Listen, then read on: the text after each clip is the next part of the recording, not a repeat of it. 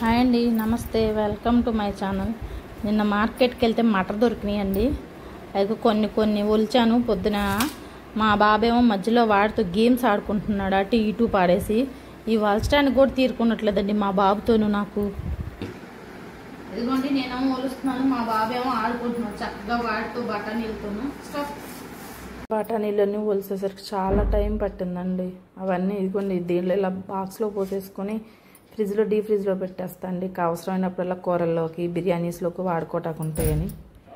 ఇవైతే కందులు అండి, అవి కూడా అలాగే తీసుకొచ్చి మార్కెట్లో తీసుకొచ్చి ఒలిసి స్టోర్ చేసేసుకున్నాను ఆల్రెడీ. కొన్ని ఉడికాయ తురుమండి, ఉప్పును పసుపు కలిపేసి ఫ్రిడ్జ్లో పెట్టేస్తాను. ఎప్పుడన్నా పులిహోర చేసుకోవడానికి, పప్పులకి, పులుసుకి. ఇంకా నేను చింతపండు అనేది వాడనండి, ఓన్లీ మామిడికాయ తురుము మాత్రం వాడతాను. ఇది ఎలా చేసింది మీకు తర్వాత వీడియో పెడతానండి. మా ఛానల్ నచ్చినట్టయితే సబ్స్క్రైబ్ చేసుకోండి, లైక్ చేయండి, కామెంట్ పెట్టండి.